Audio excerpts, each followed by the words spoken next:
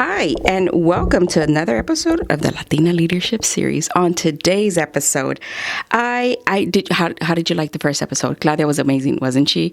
You know Claudia, right? Yes, An amazing woman. Okay, so on this episode, we're going to talk today with Ilsa. Ilsa, I was trying to remember your last name. Garcia. I was going to call you Garza. I was going for Garza. I was like, I don't think that's it. Okay. Ooh, let me take a deep breath. Okay, so I've met you very briefly on occasions during many events, doing many things, and I wanted to talk to you today on this episode because during the Latina Leadership Series, I talked to different Latina leaders in the community, and we talked about the adversities that they meet and how they overcame them, and sort of kind of where you grew up, and is it like me? Is it something like the way I did? Because we like to relate to the people that we think have gone through the struggle so we can also adapt, change, or maybe not change ourselves, but keep going. Right. Okay, so let's start. Let's start first. Yes. What do you do? So, wow, I wear a lot of hats. Okay. Right. So, my 8 to 5, because there's no longer 9 to 5s in this world. My 8 to 5 is in oil and gas. I worked as a logistics coordinator for many years. But what I really do after my after-school activities is I am the president of the National Hispanic Professional Organization, better known as NHPO. I'm also very active in the Houston Livestock Show and Rodeo. I did actually participate in many committees, and all this is really helping. The rodeo gives back in scholarship money. They do. And the NHPO, we are here to connect. We are a professional networking organization, and what we do in the community is help you. We help the small business entrepreneurs come out, get the help they need to be known, and actually get business for them. And so that's what I do. It's a very good, like a small medium to be able to networking event, right? So it's a connector. It's a connector of people who are trying to do business within like the space of like the Houston area. Also, they have really great information. I know the last, y'all did a live on Facebook and y'all talked to Live Fund about getting funded for businesses. Correct. So Live Fund has been a partner of NHPO for the past year and a half. And so every 2 weeks, I hold a Facebook Live with somebody who has either gone through the Live Fund program or looking to be part of Live Fund. And what important information that they provide alongside with NHPO, right? Because a lot of those people that are seeking the Live Fund applications are already small business vendors. So then what I do is I talk to them and then bring them on to NHPO, give them a free table at our events that are attended. Our big events are attended by more than 400 to 500 people. Yeah. Right. Yeah. And so this is their opportunity. We give them a table. They keep all their profits, but they either sell or inform our members or people that are attend. That way, somebody's always out there. Right? Yeah. Somebody's always out there. I always say that in networking. Keep your eyes open. Don't focus your attention on just one person, because what it is that you're showcasing yourself and your talent. So that is what Live Fund and NHPO has been able to do.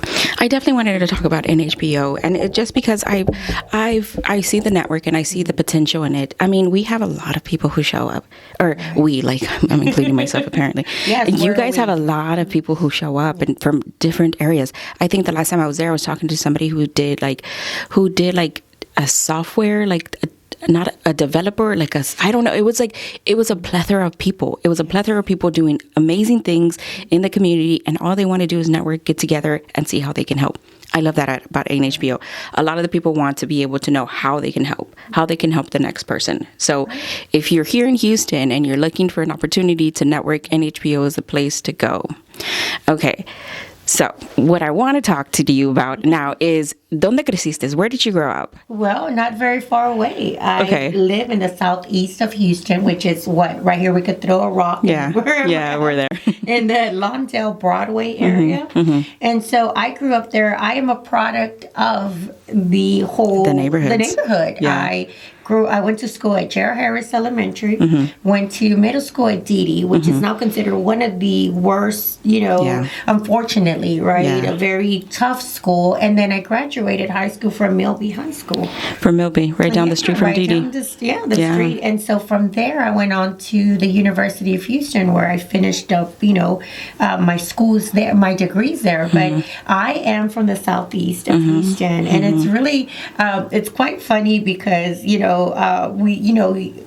hear people, I'm from the southeast, and very much.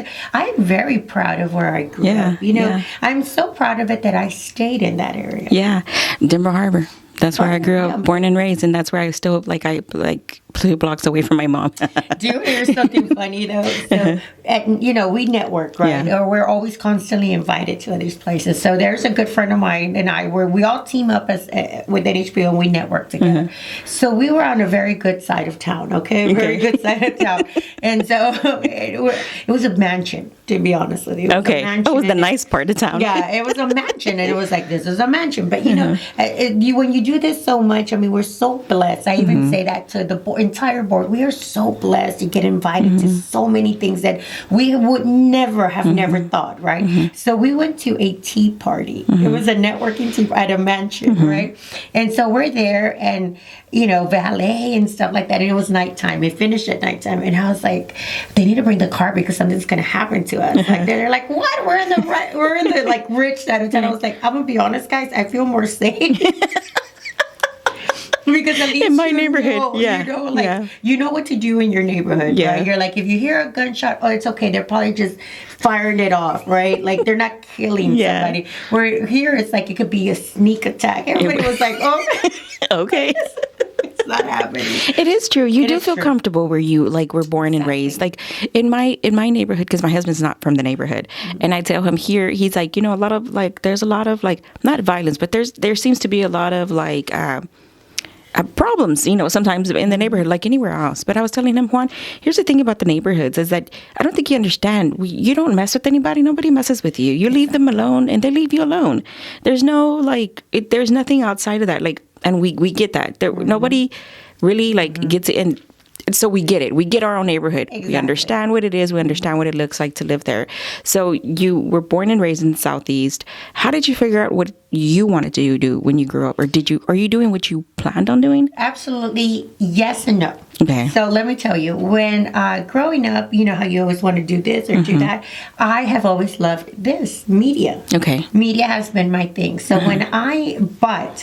let me tell you the ins and outs of that. So I have always been a chunky child, and that, you listen to me now, and I truly believe in loving yourself, and that comes with age and things and hits and misses and everything in between. And I advocate this even in everything I do. It's like you have to be comfortable with yourself, but it's a process that you get there.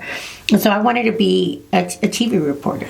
I love media. I ended up winning a scholarship with the rodeo. Ended up going to the University of Houston and studying broadcast journalism.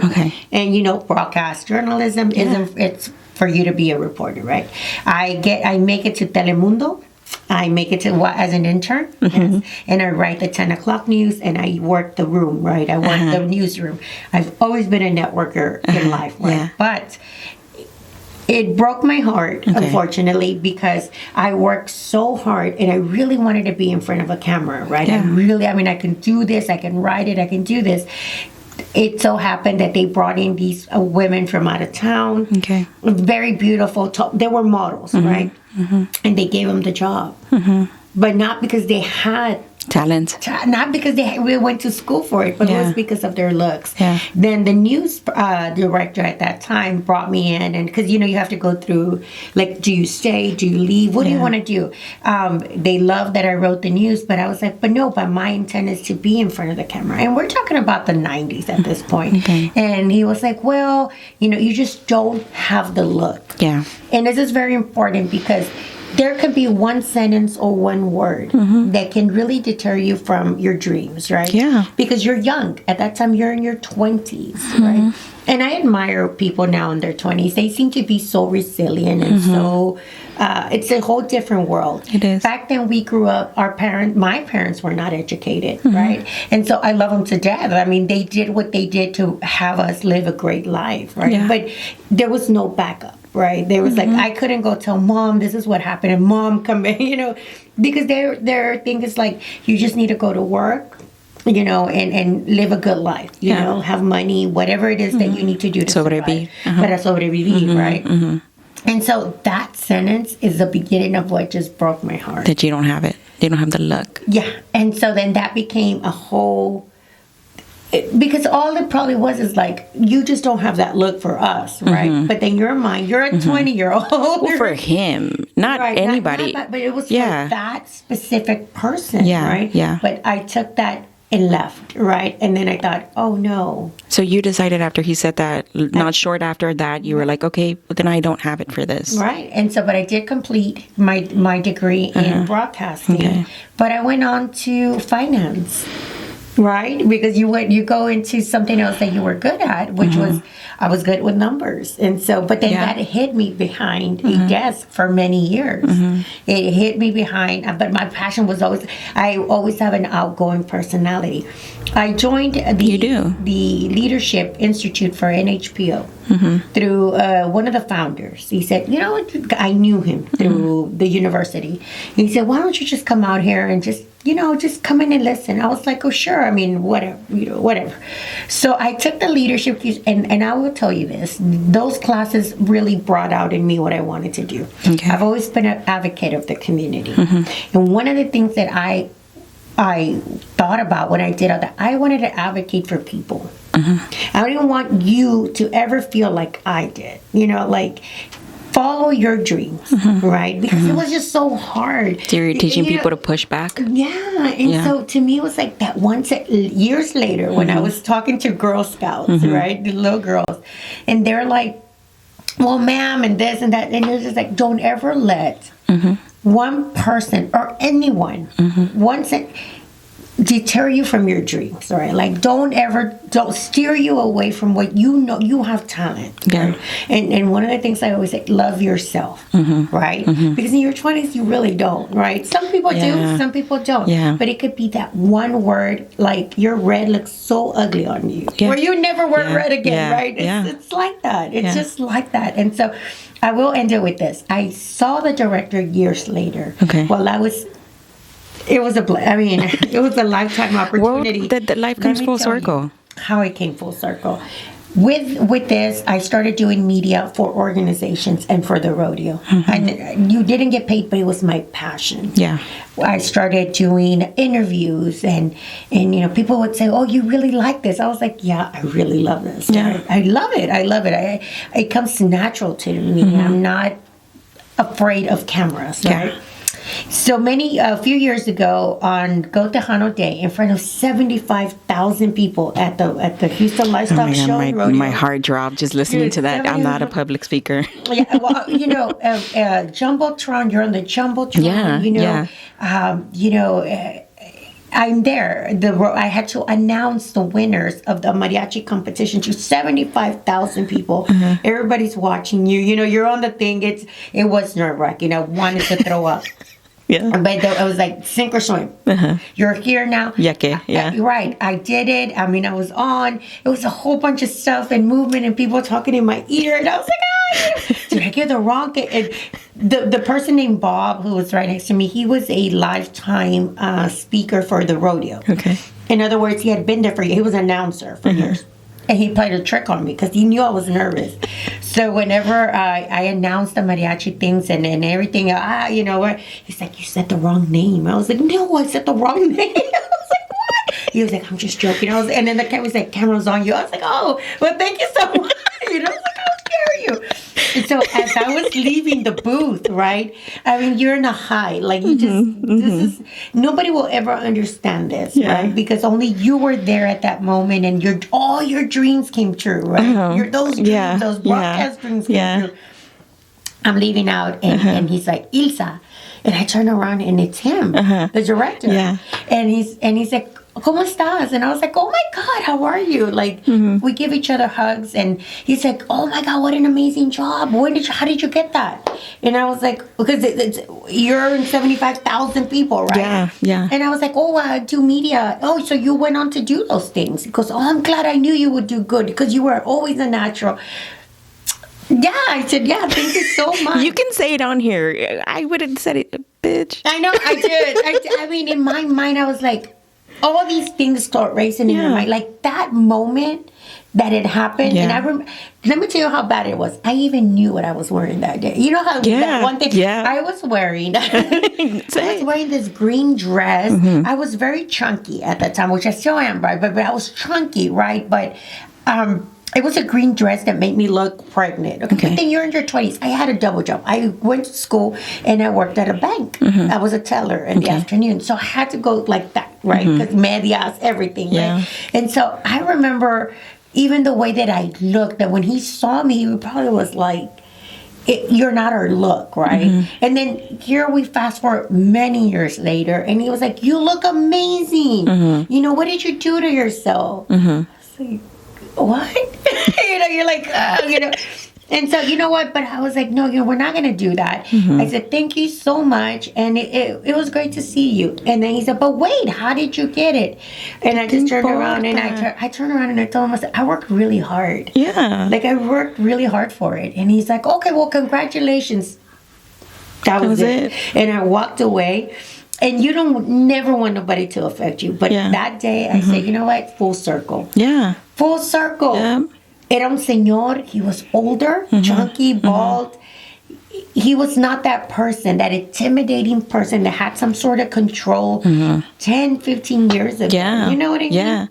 As a 20-year-old, you see people, because at that age, you're such a go-getter. But that one specific sentence took my life. Not that I had a bad life at all. Yeah. I ended up in Europe. I ended up, traveling through Paris.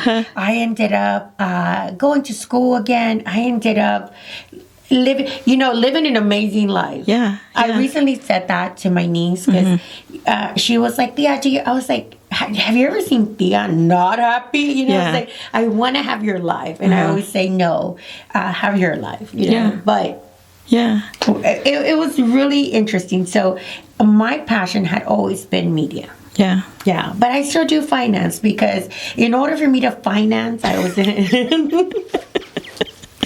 order for not my shenanigans, in order to finance my shenanigans. My double life. Oh my God, that's always killing me. In order for me to finance these trips, these things, and things that I love to do, I have to work. Yeah. Right? Yeah. And you work hard at it. I work hard at it. Yeah. But in the afternoon, I get this other part of myself that I truly love, which is advocacy, helping our community, media, being, most important, helping the people out. Yeah. You know, I get to interact with some amazing people that I've never met, like yourself. Like, networking does this. Yeah. You know, I would have never probably met you, and we probably would have crossed paths, but we would have never stopped to connect. Yeah. Yeah. Yeah. Yeah. You said something right now when you in that moment you were on the jumbotron and there was a moment in you that, and you said it very specifically, and I think this is very, I want people to hear this, and maybe you can say it again, but you said something along the lines of, in that moment nobody understands what you're going through when it's you. When it's just you. You've taken ownership of your life. Yes. What did you ever encounter any like, I heard one, but any other that like kind of like time stood still for a second and you were like, okay, nobody understands what it is. This is just me, right? Yes. We know we have friends, we know we have family, but there's moments where it's just you. Right. I've been blessed. I've had many of those. Okay. You know, those are once in a lifetime. My brother-in-law has this thing that he says to me. He says, you are one of these people that just falls into these amazing opportunities. Okay. And I always tell him, yes. I don't know how, what, where, or, you know, you know how at some part of your life you're very lucky in, and then some part of life you have to work at it, right? Yeah. But I've been placed in situations where I sit there and I look around and I'm like, how in the world did I even come here? Like, how in the world am I even here? And a lot of it has been in parts like that with media, where I have to, okay, so Super Bowl. When Super Bowl happened. Okay. And because you're asking, like, what absolutely. Super Bowl to me, I'm not a football fan, right? People would probably die. My brother-in-laws were dying. Okay, they were like, "You what?" I was having dinner one night at a restaurant in downtown, waiting for another friend to arrive. I was just sitting there, doing nothing, and this man comes up to me. He says, "Hey, I've seen you before, but I have that face. I probably have that face. You know, who knows, right?" And then I said, he goes, "You've been in media before." I have, you know, and I had, you know, but not paying media. You know what I'm saying? Like, you did spots for the rodeo, I did spots for NHPO, things like that. And I said, yeah, I've done some stuff. He says, I'm building a media team for the Super Bowl. Here's my card. Call me. You know what? Didn't even think. Sure, sir, whatever, right? Let me tell you how lucky I am. I don't drink, okay? I don't drink. It's rare that I even drink water, okay? It's Diet Coke is my vice. I had a jacket or whatever. I stuck the card in there, but it fell. It must have fell or whatever. This is how dumb luck. I mean, this is luck, right? So I go on to my friend and we're talking, and then at the end I tell her the story, and so she's like, "Where's the card? Like, you're gonna have to call him." I was like, "Oh my God, where's the card?" God, I'm not gonna believe this. So the waiter, the person that kept on coming up to us, it had got stuck in his shoe. Because it had got stuck in his shoe. This sounds straight out of a movie, but this is good. This was good because I was like, what? You know, we made friends with him. He was actually making really good friends with my friend. And, you know, they were talking. And then she said, oh my gosh, can you believe she lost this card that this man? I was like, I lost the card. He goes, what? He goes, wait. He goes, I was like doing this. And he goes, I saw it. And he goes, is this it? He gave me the card. This was pre-COVID, very pre-COVID. So it was all probably like shoe stuck, cheek lit. Yeah. I grabbed it. I emailed the guy the next day, which we're still very good friends to this day. And he uses me for other platforms, right? I called him the next day. He actually worked for a Fox News affiliate. Wow. Yes. And you know, Fox News was here in downtown. I remember. I remember. And so they were housing their offices. They were like glassed in. It was amazing. Yeah, in downtown. And I worked 3 blocks from there. Okay. So for lunch, I would walk all around there, you know, just to get your walk in, buy something to eat. And there was a Forever 21 in that corner. So I would do all that, right? Just to go look and walk. Anyway, so I did reach out to him. They brought me in, and they had other girls that are that are now very high up in radio and TV. And then there was me. What you do, you know? But there was something, right? I didn't look like them. And again, looks come into play. In media, it's very important. You know that. Yeah. Especially visual. Yeah. So it turns out that I got hired. And I did the whole Super Bowl thing. Once in a lifetime, I got my brother-in-law to go to some parties because every football player was. Oh, they were tagging along. They're like, "How do we get in with you?" You know. So I was like, you know, I always do that. It's either my family or friends. I want them to share these great opportunities, dumb moments. Moments. My brother-in-law was like, I would have never, right? And so, and like, especially when you go to the suites and stuff like that. Yeah. What? Like, you know, you do all that. Well, here goes the big moment of like, how did I even make it?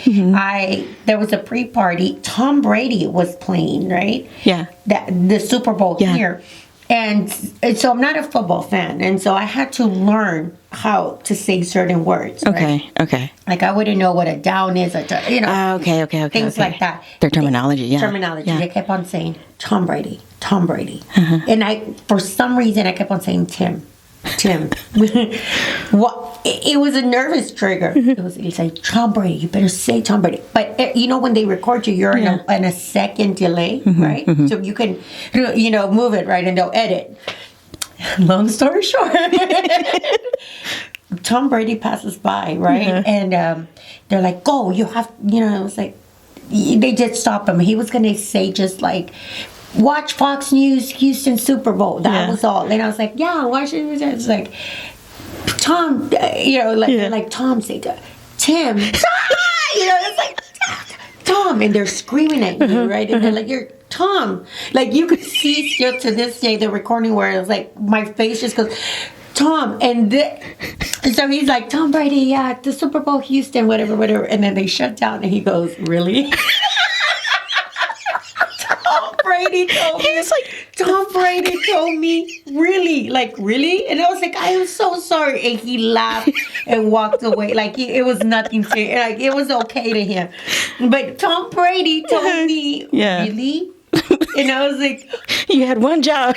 You had one job. And then I wanted to cry. I was like, I'm going to get fired. I'm going to get fired from this job. Like, nobody, like, they're like, who is she, right? Yeah. They were all laughing behind the scenes. Because I didn't know that they didn't like, there was a rivalry. Okay. Like, apparently people are crazy with football. Yeah. If you're a Texan fan, if you're a Dallas Cowboy fan, I had to learn this. And apparently nobody likes Tom Brady or whatever. At the moment, like during like their back. Time. And so the sound people were like, she got him. And then the camera guy was just, he couldn't even hold the camera as much as he was laughing. I was like, I was like, oh God, please edit. And they're like, we can't edit your face. Because I said, Tom. And I was like, Tom. And it was just a fun. I made it to the Super Bowl.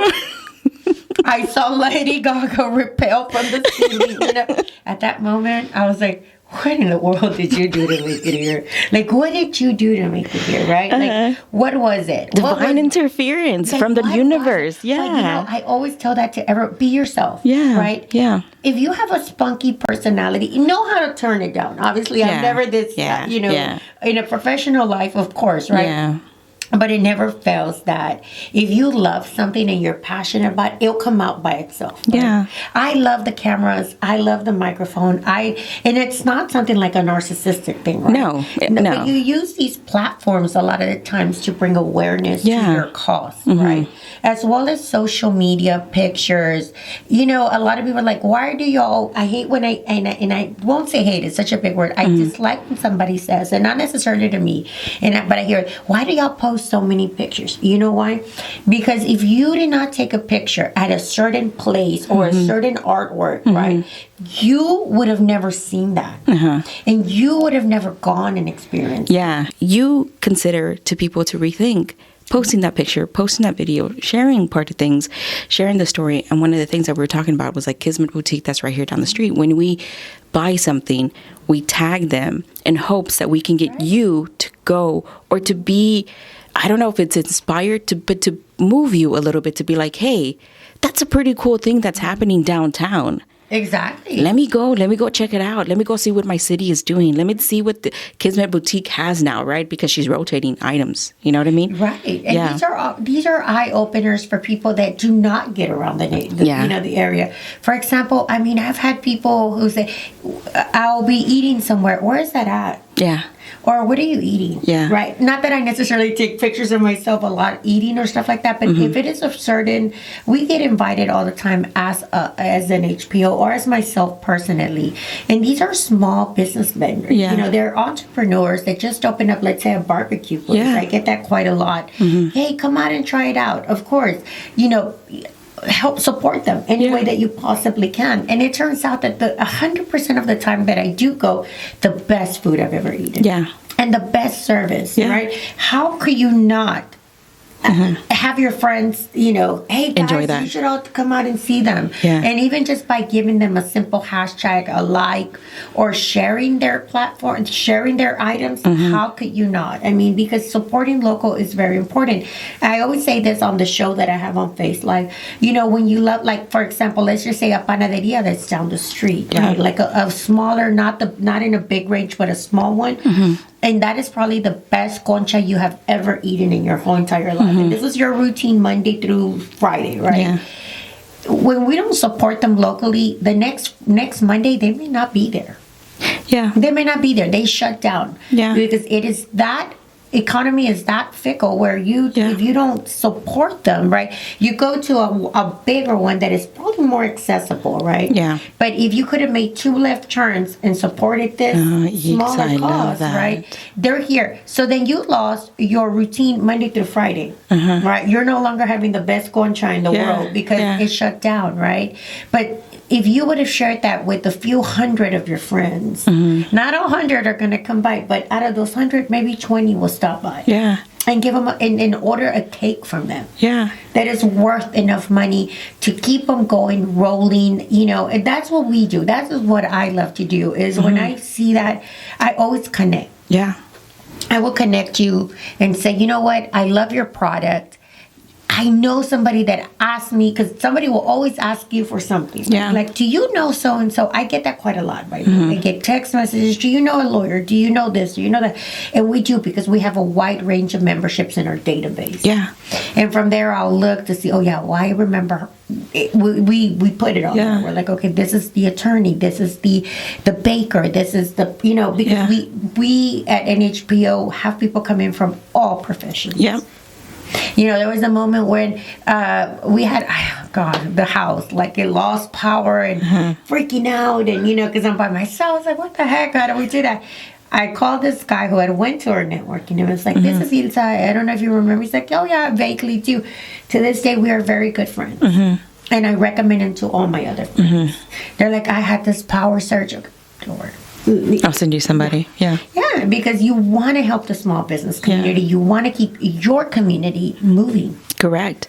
You want to keep the cash flow in and moving and out and expand and bring people in and make sure that there's amazing opportunity and things to do here, not just outside of Houston.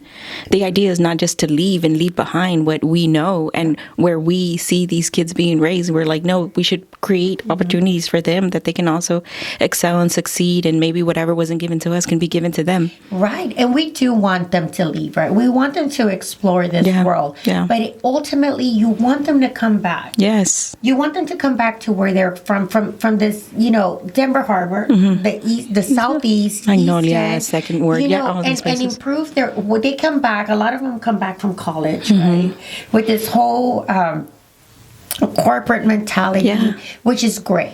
Because again, you have to have a job to correct, to fund your your second life, your second life.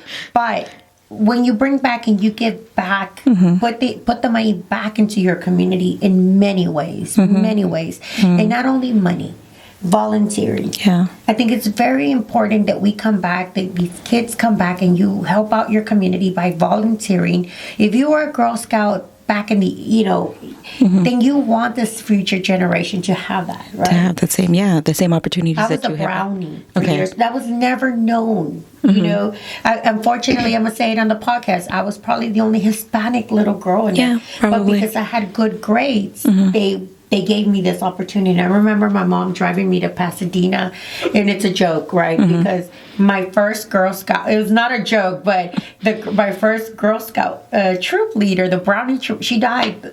We had like the first, and then era viejita, right? Oh, okay. And then the next time she was not there. She had passed away. And I was like, am I not going to be a brownie anymore? Like, am I not going to, Oh, that's not funny, but you know what I mean? Yeah. But instead of my mom giving up on that, because she had to drive me far, like a little bit further out, we just, they brought somebody in, and, on went to the story that I became a Girl Scout, which is something I had always wanted to do, sell the cookies, girl. I was like, and then now I go back, and I actually, that is part of my talks, right? I encourage young ladies my niece was a brownie for her, my other niece as well. And so that is what I want to see, is that you leave, everybody should leave, right? Yeah. Don't stay stuck in one area, but always remember where you came from. Correct. And come back. And if it's not monetary, that's fine. But put your work in volunteering in your community. Something happens to the kids. I remember, I know the adults who put their time into the things like that they didn't have to be paid for to be there. I remember those adults. I remember the adults that stayed after school with us, that on the weekends would do these. Or do you remember Fun Day in the Park? Yes. Do you remember that stuff? Yes. And you would see some of the teachers like show up, or you see like, and like that mattered to me. Like I remember the parents that would show up, or they'd be like behind the booths doing stuff. Like it got to show me that I had an opportunity. Like if I see them at like fiesta, and then they were like behind the booth, I was like, oh, they don't, like, it was just different. Like we didn't have to interact, but they wanted to interact with me, and watching their faces wanting to interact with me, like it does something to you. It really does. Become an inspiration to somebody else. That is very easy, It's very easy, and volunteering is a very much one way to do it, whether it's to become a troop leader, and if you were never a brownie, that's okay. They actually have classes that they can show you to do these things. But okay, Ilsa, so we're talking about your childhood and the things that you did, and I love that story about the adversity of like another thing that you have so many stories. You have so much knowledge. The fact that you remember these things, like for me, I have a good mind. you do. And I love this about you, because when I watch you and I see you move around, and I'm like, I want to move myself, and I know that I have the capacity to do more. And it allows me to be like, I know I can do more. I know I can do just a little bit more. You know what I mean? But if I take this that I don't need to do off my plate, I have more time to do this. I guess it's a mentality. It's more like, okay, what's priority to you? Well, we were talking about this the other day. What is priority? I have an elderly parent who my father passed away 2 years ago at the age of 84. And so they were a big part. I'm not married and I don't have children.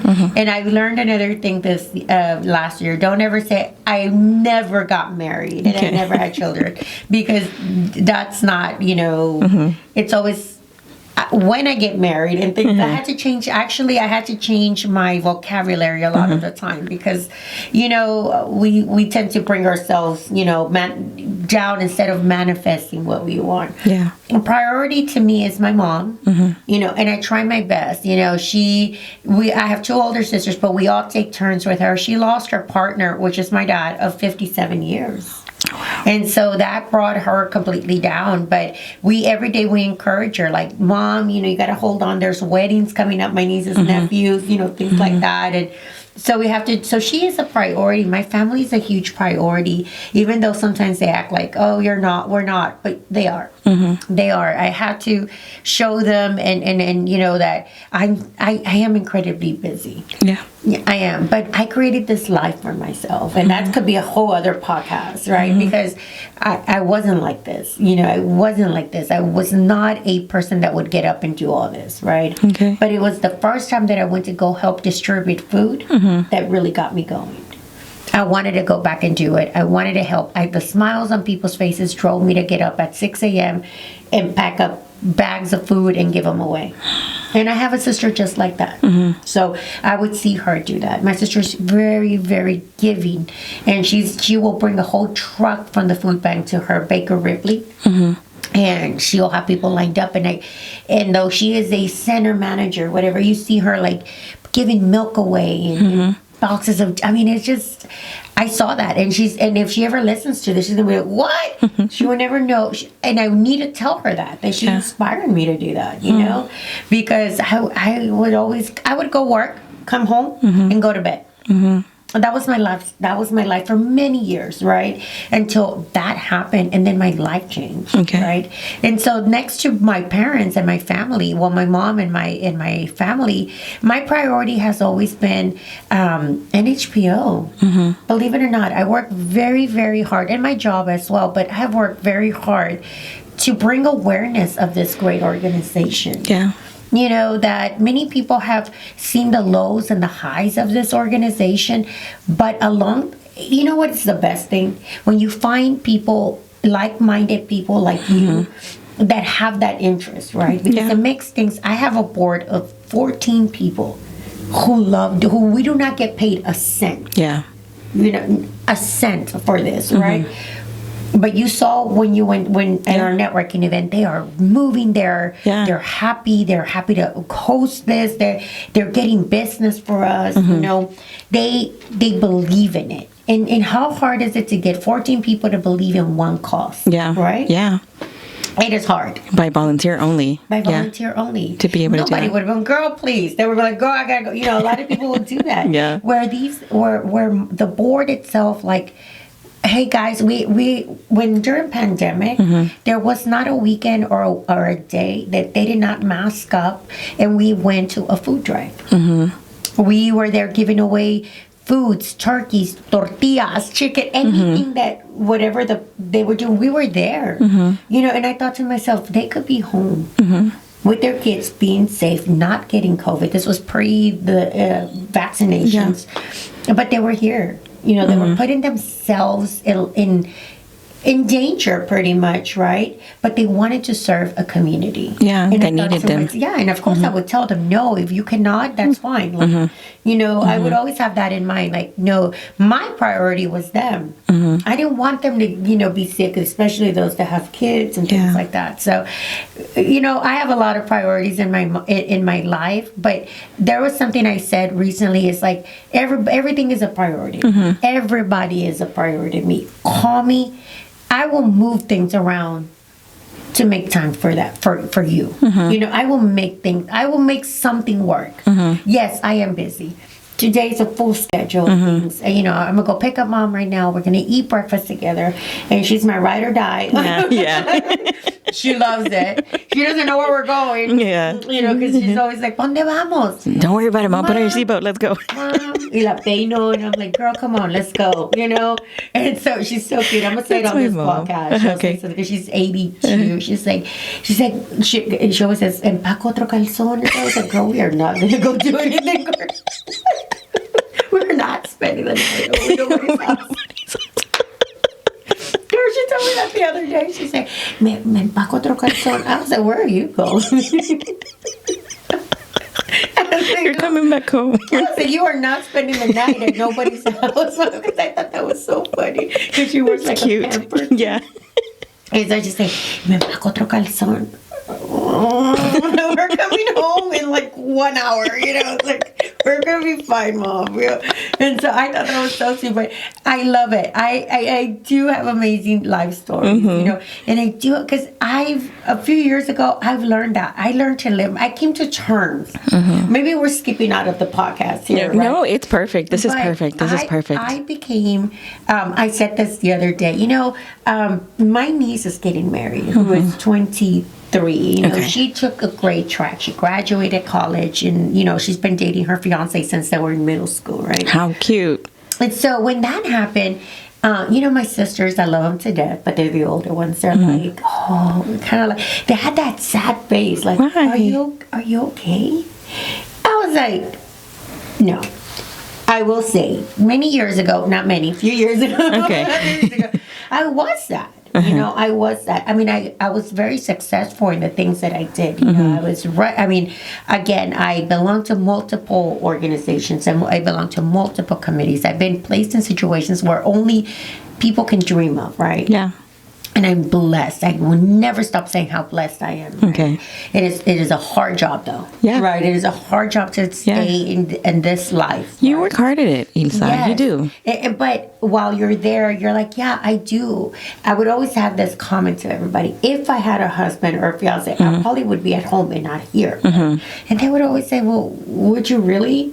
Would you really? Or would you like try to work that out? You know. Like, so it made you think. Yeah, it made me think. And I said, well, there's a reason for everything. So I came to terms with my life, right? This is the life that you have chosen. Not necessarily networking or community or whatever.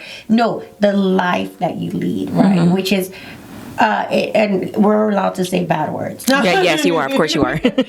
In many cases, I feel like my family, it was a bullshit life, right? Okay. I constantly travel. There's times where you can see me here on a Wednesday and I'm in New York on a Thursday, right? Yeah. Right. Okay. But I can do that, right? Because I don't have to leave little babies or attachments. Whatever attachments. Only my mom and my sisters are there, right? And so I had, when I hear that, they're like, well, it's because you need to settle down. You need to do, like, I I didn't prosper in this world because I did not have a husband and kids. Right? Like, you're going to die by yourself. You know, Mexican parents. Yeah. My father, when he passed away, he was like, pero no hay nadie que te ampare. And I was like, God, I've been doing this for years, right? And so, but to them, it was not having a family that really, like, what are you going to do when you're dying? Who's going to take care of you? You know, and you're like, well, Dad, I know so many people older that their kids don't even look at them, right? Like, who knows what your life holds? You're waiting around for something to happen. You don't even know if it's going to happen. It's going to happen, so live your life. Yeah. Many years ago, I came to terms with that, and let me tell you, ever since then, my life is a lot different. Like, nothing affects me that way, you know? Yeah. Because I told myself, you're going to live your life whether, who cares? Okay. Likes it or not. It's your life. Yeah. You know? And so a lot of the things, this is why I feel very free in the things that I do. You see me very happy all the time. Yeah. Yeah. Because I told myself there's a lot of sad things in the world, right? And in your personal life. But not having these things are not going to bring me down. Okay. Valentine's is a great way. Like, you know, you don't have a Valentine's, you didn't have flowers. It's girl, I'd rather not have flowers than be miserable and crying or nervous. I mean, we've all been through that. Yeah. Where you've had relationships where that man, you know, leaves you nervous. Like or so disappointed that man that you love did not give you something. And it isn't going to give you something every day, but Valentine's is that day. You know? It's that day that you have to remember that. You know, it's one day out of the year. But here's the thing. If you have a partner, there's no guarantee that they're going to give you what you want. Exactly. It doesn't say anything. It doesn't do it. And that's the point that I try to get across to my friends, even the older ones. So when we were sitting there having dinner on Valentine's, they're like, well, I hate this holiday. I don't. I love this holiday. Girl, I took pictures with thousands of roses, you know, because we went and gave roses at NHPO to janitors and things like that. That made me so happy. Yeah. Everybody deserves a rose, but go get your own one. Don't worry about it. It's the less of a headache, right? Yeah. Instead of being home, and I thought, because we were all talking, we're all in our late 40s, right? And we were all talking, and we're like, oh my God, like, what are we gonna do? I told him, what do y'all mean? Like, imagine the relationships that we had in the past. Oh, shit. That man that made you like, made you so nervous, or that anticipation on that day. Is he going to send me something? He's not going to send me something. Does it, does that, you know what? Freedom. Yeah. Peace of mind, freedom from it all. And you know, of course, parents, right? Or sisters, like, you didn't get anything. I was like, girl, you know what I got? Peace of mind. Yeah. Happiness. I'm happy. Yeah. You got flowers? Perfect. They're beautiful. You know what I mean? Like, that is what has changed my life completely. I think that now I'm happy. If I find someone, great. If I don't, great. It doesn't mean that I don't date. It doesn't mean that I don't want to meet somebody. I do. I meet somebody almost every other day. She's heard those stories. I did hear those stories. But that's the thing, though. You're approachable. So it's easy. It's easy for you. But you've made yourself approachable. And I feel like you have, if that is my interpretation. 100%. Yeah. Like, I like that. I need to tell you that all of this that you're saying, like, even me, who I am married, but it makes sense. Yeah. This makes sense. Like, no, yes, having a partner is nice, but if you don't at the moment and you're looking for it, it's okay if it's not there at the moment. Exactly. It's okay. And a lot of this we try to, with women, we're very much accommodating for a lot of things, and we're very much second people, which is why I'm doing this Latina Leadership Series, and then I'm gonna have a whole other series called Conversation with Friends. You got to come back for that one. I think I'm gonna make you like the host at this point. But the thing is that it's what was the turning moment for you? And now I'm asking because I'm like, how do I bottle that? How do I take from that? If you're listening to this and you're thinking, how do I take that? The turning point for me was, really, it was a series of things. Okay. Right? Because I'll tell you the turning point. I ate by myself a lot of the times, which is another great empowerment, right? Yeah. Eating by yourself at restaurants, I have to, because I'm on a constant move, and I can't be eating in the car because, you're wearing certain clothing, whatever. So I was eating at a restaurant, and I'll even tell you, I was eating soup at Olive Garden on Fuquay. Okay? Yeah. And right behind me, you're going to think I'm crazy, but these are turning points, right? I don't know. It was probably pre-pandemic, a little bit after that, maybe a little before the shutdown. I was sitting there and I saw these people come in. It was a family, right?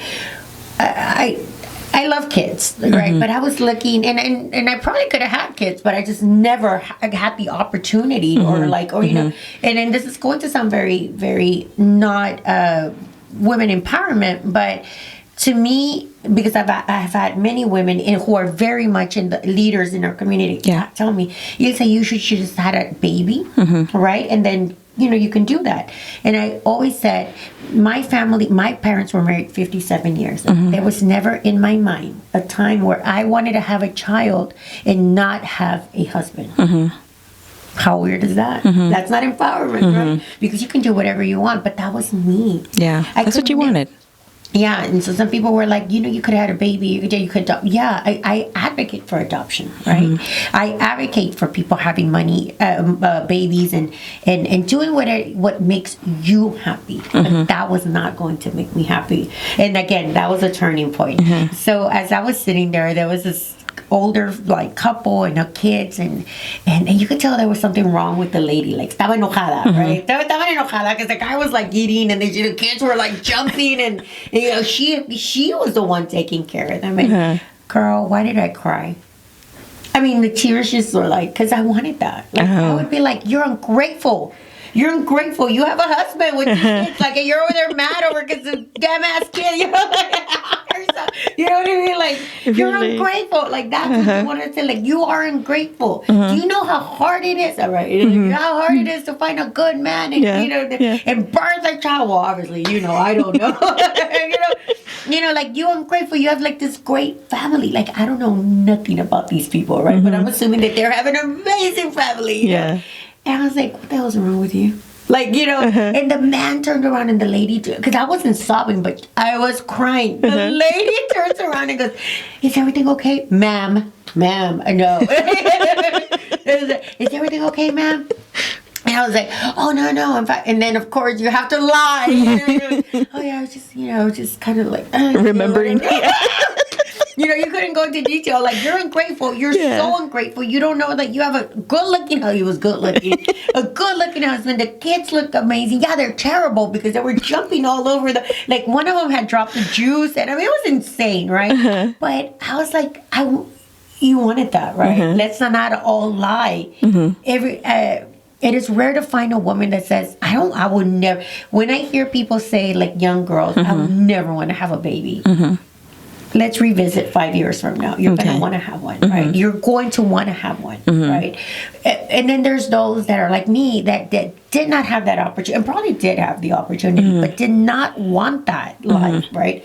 So I had an opportunity to have a baby, but I didn't have an opportunity to get married. Yeah. See what I'm saying? So it was not and some people have it all. So you felt it. It was the turning point. What was it that moment that you walked away and you thought, okay, live your life. You know what? When I left from there, I was still sad. Of course, it wasn't an epiphany or anything of that sorts. But I couldn't make. At that point, I was going out with someone who I'd been with for many years, off and on, right? You make yourself miserable. People make themselves miserable. It doesn't matter if it's in relationships and jobs and things like that. You have control of your life, right? Yeah. One of the things that I just can't. You can if you have control of it, right? You have control. If you don't, then I understand, because there's certain situations where you don't have control of the situation. Where even then, I still think that you can still have that control. Because I hear a lot of people say, "Well, I'm in an abusive relationship. I cannot get out because of whatever the situation. I don't have no money, right?" But then you've seen people in worse situations thrive. Yeah.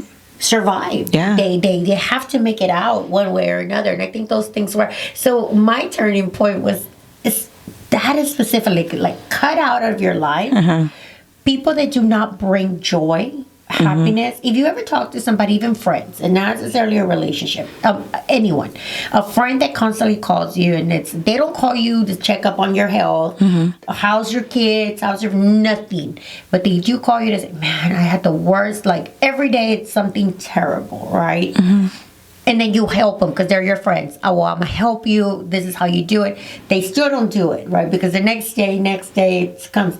Sometimes it is selfish. Don't think it is selfish of yourself to cut people like that or reduce your time with them. Okay. Because you're also trying to work on yourself. Yeah. And if your path is to be happy and positive the whole time, because believe me, things change when you're positive.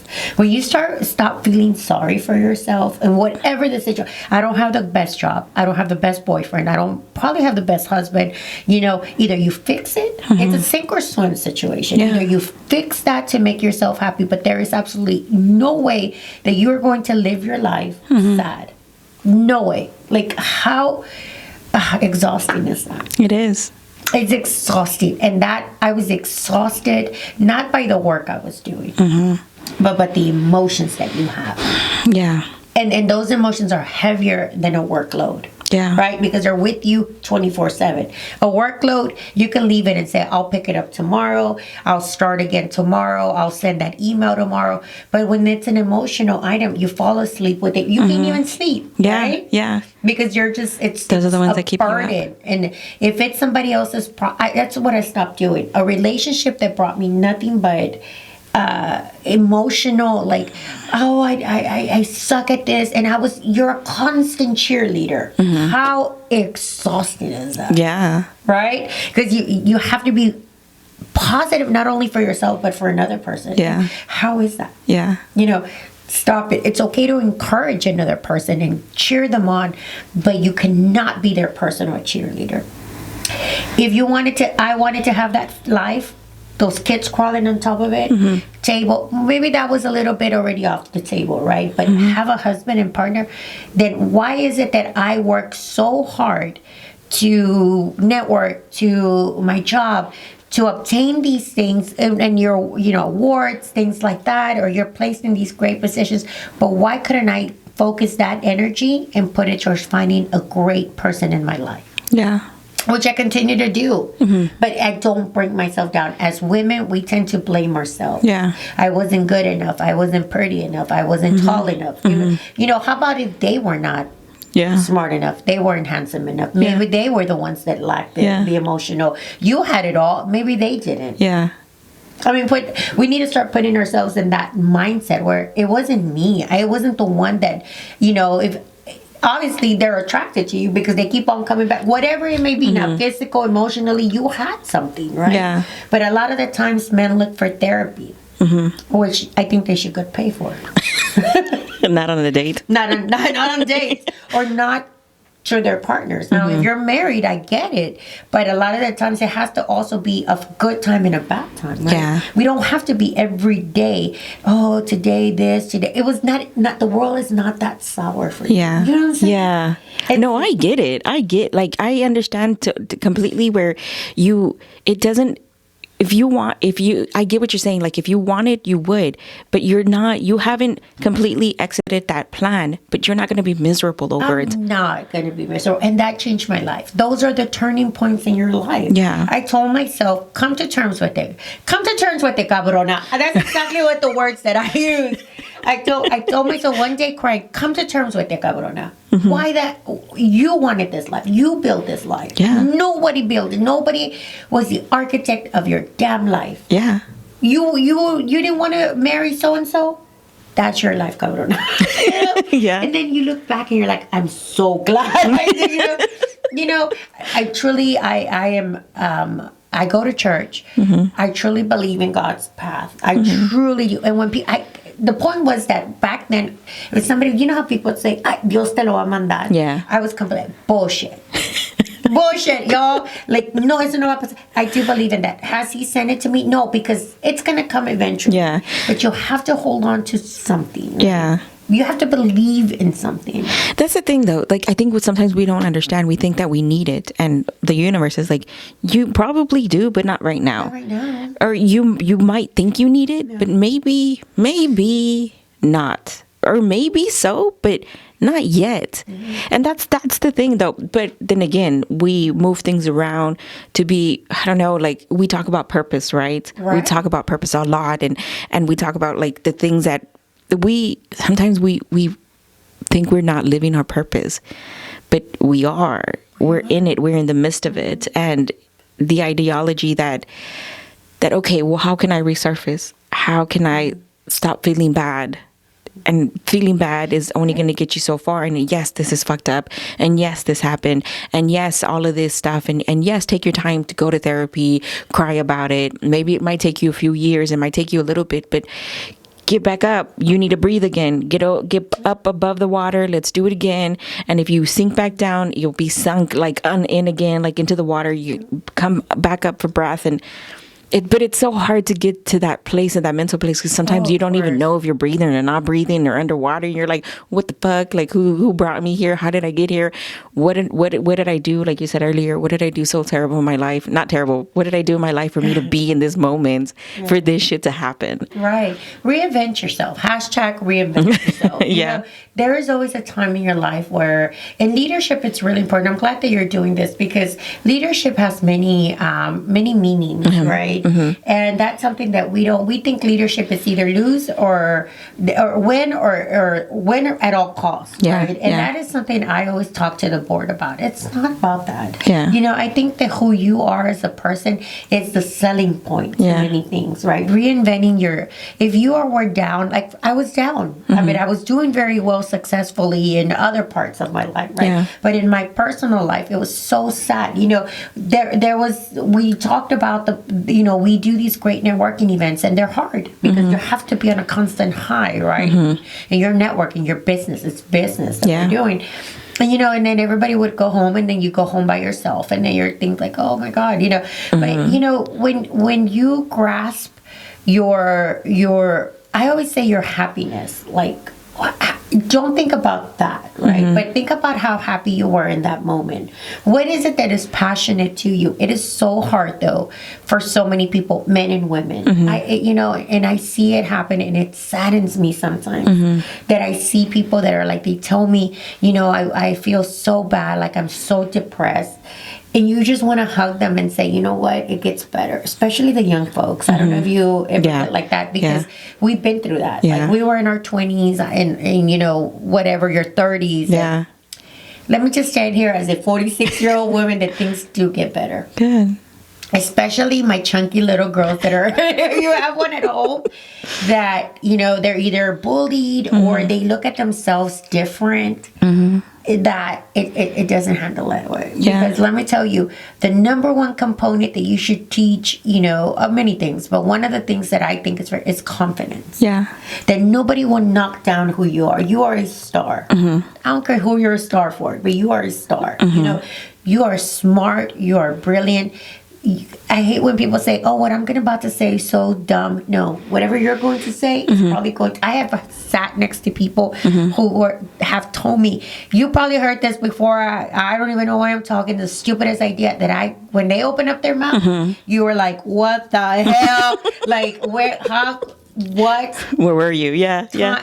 This world spins with like that. This is what networking, and I love and advocate for those even in high school to network.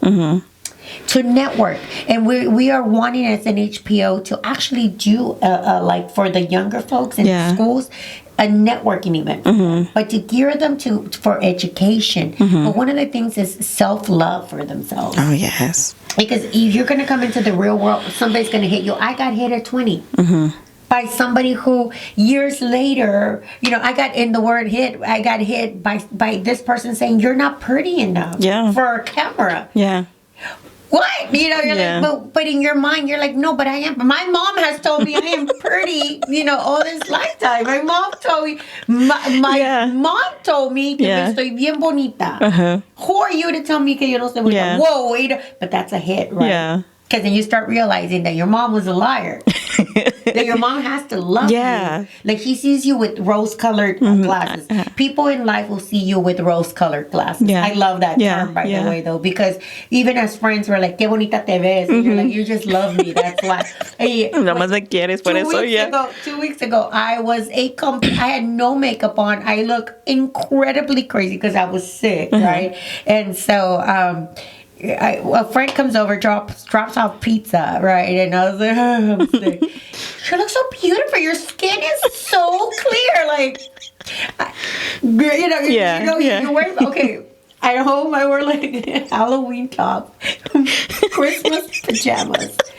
I mean, it was so stupid. And I had fuzzy, unos calcetines from Valentines. But I was like, wow, all over the way. Oh my God. Like, qué bonita se te ve tu cara. Like, you look so glowing. You love me because you lie. You love me because you lie. You're lying. But that is the point, is that you have to be accepting of it. Of things, and leadership is like that, because once you find your power, then all these doors open up. Confidence is a door opener. However wants to hear it, confidence is a door opener.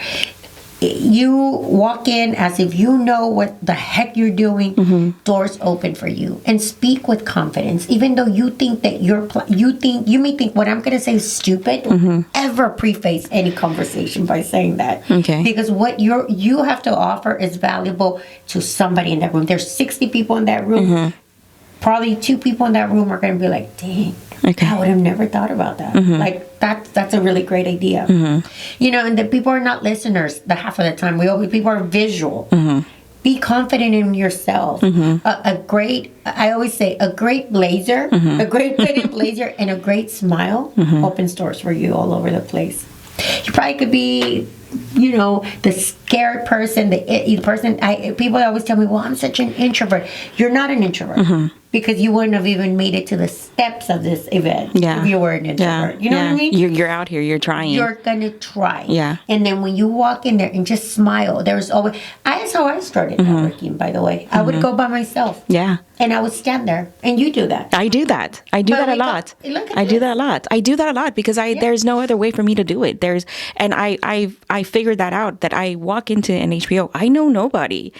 And I've done it before, like at conferences where I was at a podcasting conference, and it was called She Podcast. I knew nobody. No, like if I do, I kind of figured faces because I seen them on Facebook, on your Facebook, and I'm like, oh, she hangs out with her.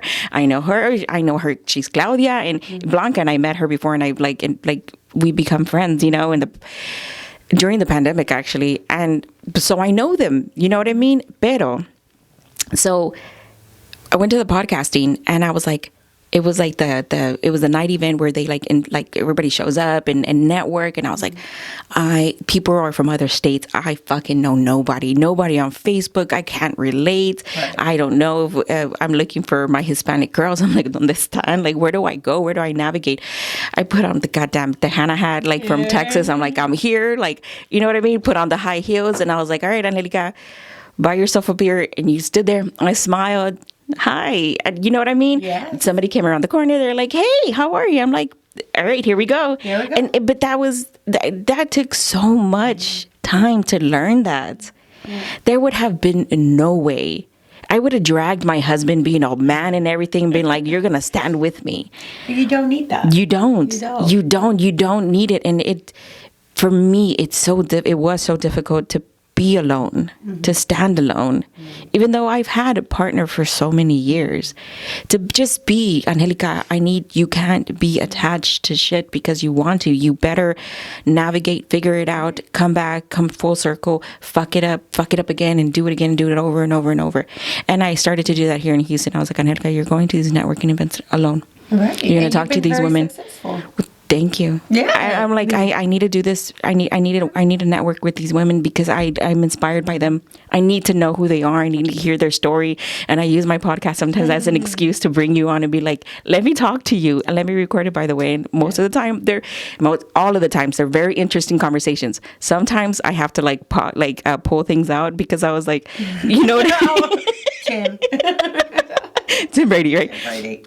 But you see those moments where you're like, they're the fast ones where it was, you know what I'm talking about. Some things I'm like, I'm not going to put it out there. Like if I air that, I don't know if somebody's going to take it wrong. Like maybe their friend might see it and they'll be like, what the fuck did you just say?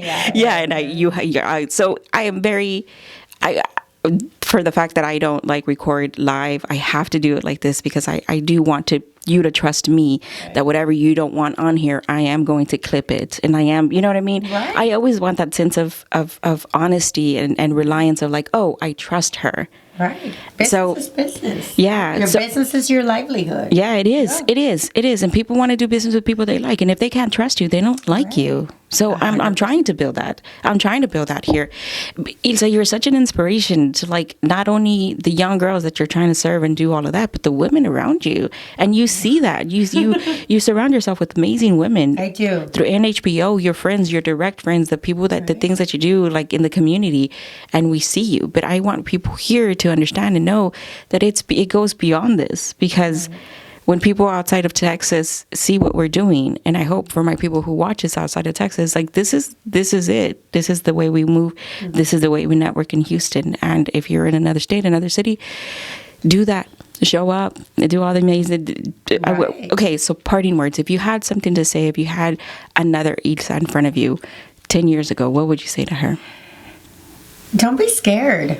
Okay. Don't be afraid. I would really tell myself, I think that, great question, because here we are, 10 years ago I was 36 and I was still, I was trying to find my way. I was a late bloomer, but I always tell people, don't be afraid to try things and don't be afraid to live. More so now, I think after the pandemic, we see how life is so short, right? Yeah. I would tell you this, man. I would tell you this.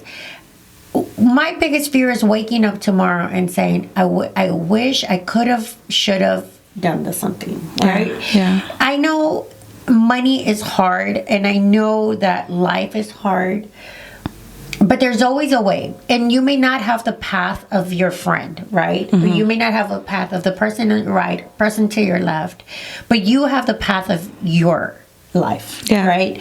And we don't see that until later in life, where we've been, you've been through 100 struggles in your life, and you'll continue. So don't think that I turned 46 and now I'm all part. No, but I've learned to tell myself, no tengas miedo. Just do it. What are they going to tell you? No.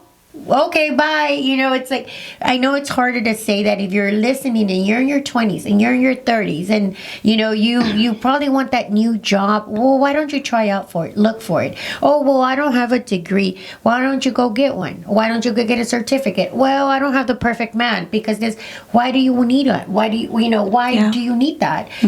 Get it, but why do you need it? So don't live your life excuses. Excuses only build more fear in you. Excuses are fears, and if you don't, I see people that always tell me, well, I love it. I do live a great life. I do. I'm blessed to live this great life. Always, whatever it is that you believe in, whatever entity you believe in, always say thank you for today. And that has really helped me a lot. We tend to always want to be powerful leaders and things like that and help a community. But you have to be healthy within yourself in order to bring this out. If you're not healthy, you're only going to feel fake about the things that you do. That is right. Yeah, you're going to feel like, what is imposter? The imposter syndrome. Where you're like, do I really believe in that? Well, only talk about the things that you really believe in. Okay. Right? Like I would never sit here and talk about quantum physics, but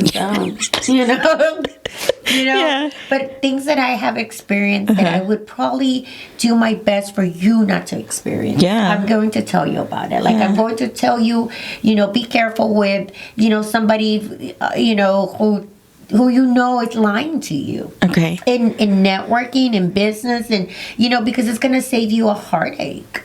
All of this makes sense. All of this makes sense. I feel like I'm hearing all of this for the first time. Yeah, but those things come with life, but if you and I, right, or whoever comes on the show and gives somebody a nugget of, of what they've been through, then that person that's probably listening is probably like, I'm going through that right now. Yeah. And you know what I've heard lately? I feel like people say, I feel so fake being around in corporate America. Yeah. Why do you feel fake being in corporate America? Go down with them in corporate America.